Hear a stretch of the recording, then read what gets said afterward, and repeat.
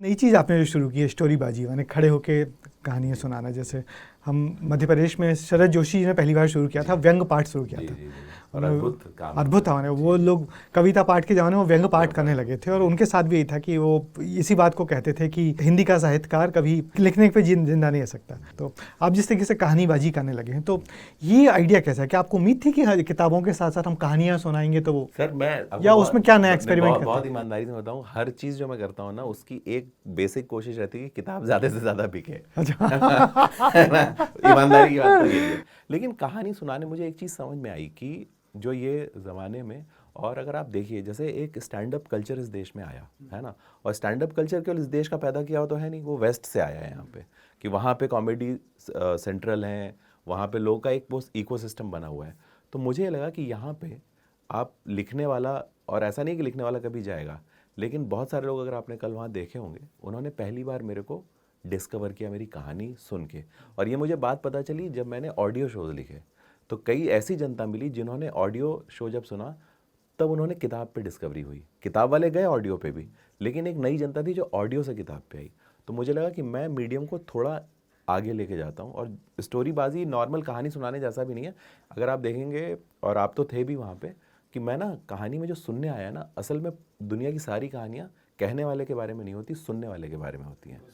तो जब आप ऑडियंस में से मैंने किसी का नाम पूछा, और पूरे समय वो कहानी की हीरोइन हो गई। तो ये मुझे लगा ना कि जैसे लोग जब सुनाते हैं कहानी, तो दो लोग हैं, कि एक सुना रहा है, एक सुन रहा है। अभी भी ये दूरी है। मैं ये चाहता था कि मैं इसको, आप इस कहानी के अंदर आपको ले लूँ सबको।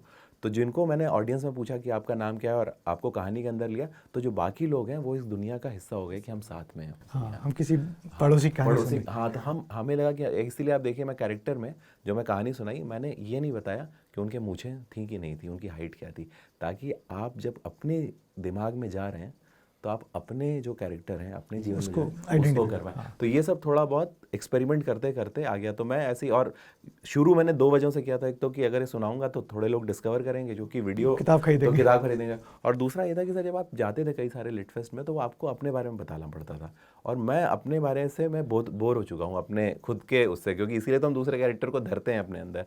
तो मैं चाहता था, तो मैंने ऐसे कोई बैठा था, मैंने कहा आपका नाम क्या, आपका नाम क्या, वहीं पे उनकी कहानी बना दी। तो मुझे ये बड़ा मैजिकल लगा कि अरे ये हो सकता है। तो इसलिए ये नया फॉर्म जो है, इसको मैं चाहता हूँ कि ज़्यादा से ज़्यादा लोगों को पहुँचे। और अभी आप देखिए बहुत सारे यंग बच्चे जो हिंदी टाइप नहीं करते, देवनागरी में नहीं लिखते, लेकिन क्या उनके पास कहानियाँ नहीं है। और मैं देख रहा हूँ बैंगलोर में, मुंबई में, हर दूसरे हफ्ते एक गैदरिंग ऐसी होती है जिसमें 40 लोग आते हैं और टिकट लेके आते हैं, एमेच्योर लोगों को सुनते हैं। तो मैं भी ऐसी जगह इसलिए अभी भी जाता हूँ उसमें, ताकि मैं जो कर रहा हूँ मैं टेस्ट कर पाऊँ। मैं ऐसा ना हो ना मुझे ये ईगो आ जाए कि नहीं भाई हमें तो सब पता है, कुछ नहीं पता। जैसे 7 किताब के बाद भी जो अगली किताब मैं लिख रहा हूँ उसका मैं पहला लेखक हूँ।